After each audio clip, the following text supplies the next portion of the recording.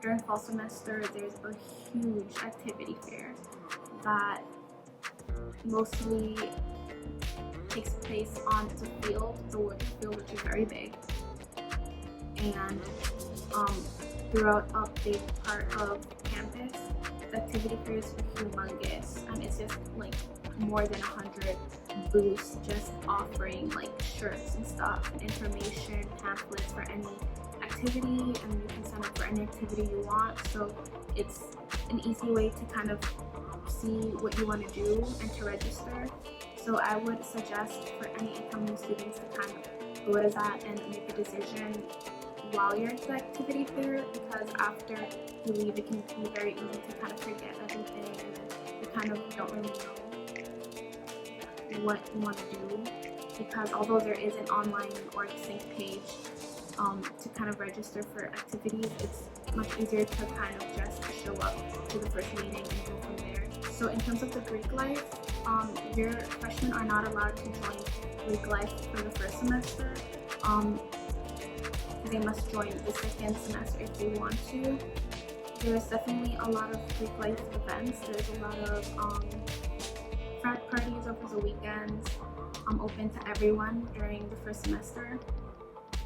And so during the first semester of Emory, no freshman is really in Greek life. No one really looks at you differently, and honestly no one looks at you differently in Greek life or not, regardless of what year you're in.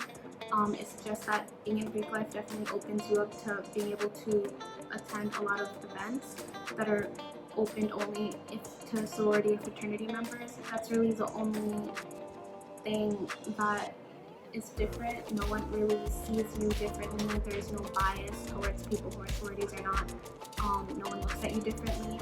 But being in a sorority or fraternity is definitely a good experience to have. It's nice to meet people, and it's good if you want to attend these events, and that's about it. In terms of research and work study, so research was a big reason why I chose Emory, and they definitely do not disappoint. I personally didn't land a lab during my first year, which I feel is pretty common. Most people start doing research their sophomore year. There's a lot of labs. It's in order to kind of do research, you have to kind of know what you want to focus on and kind of network with faculty members and send emails upon emails and just see where you can get in. It's not very official. It's kind of just networking and stuff like that. But there's definitely a lot of opportunities to kind of do research on what you want to do. The lab portions of science classes really do help you learn methods for doing research. So I feel like the whole curriculum, the whole STEM curriculum as a whole is very helpful if you want to do research. In terms of work study, there's definitely a lot of work study opportunities. I personally did do work study at the library, the Woodruff Library. It was pretty close to where I lived, right across the street, and it was pretty convenient for me. It's not very hard to get a work study job. All you have to do is just apply and you'll get contacted shortly. They're not very strict when looking for applicants. As long as it shows that you have work study in your financial aid package, you should be able to get into work study. I feel like it wasn't that hard to kind of balance a work study occupation with my job. I mean my work study job with my academics, mainly because where I was working at was so close to where I lived and classes. I didn't have to spend much time commuting. Emory has 2 main dining locations, which includes the DCT and Cox Hall. Every freshman student is obligated to be on the unlimited meal plan, and what this means is that you get unlimited swipes at the DCT, and you get $150 dollars. With a swipe at the DCT, you can kind of get whatever food you want. That's at the DCT, which is very good. They have stations for a lot of different types of food. They have a station for my from what I remember, they have a station for vegetarian food, an Italian station, Indian food, Asian food. They have a lot of food, so it's a pretty good deal. You just have to swipe your card and you get to kind of eat whatever you want over there. In terms of Dewey dollars, that's mostly for Cox Hall, which is the second most main dining location at Emory. Cox Hall is a different format than the DCT. It's mostly different kind of restaurants. It's kind of like a food court. It's different kind of food stations that you can go to, and you can kind of treat your Dewey dollars like regular dollars. So if you want a sandwich that's $5, you use 5 of your Dewey dollars or something like that. They can really fly by, so most people just rely on the DCT for eating most of their meals, especially since it's unlimited meal swipes. You can, as a freshman, you can really just like spend your days eating. Like you can just eat your days away. It's unlimited food. Like it's great. But also the Dewey dollars is great if you want to go to Starbucks, or you can also use it at CVS or any other small eating places around campus. Those are not the only places you can get food. There's also Woodruff, which is kind of like an eating place in one of the residence halls, and it's pretty like standard food, like junk food that you can use your Dewey dollars on. Oh no, I think you can actually use your meal swipes for Woodruff. And there's other small locations around campus where you can kind of get a bite to eat. But the two main eating locations would have to be the DCT and Cox Hall. And there's also a farmer's market every Tuesday that has produce and other things you can eat.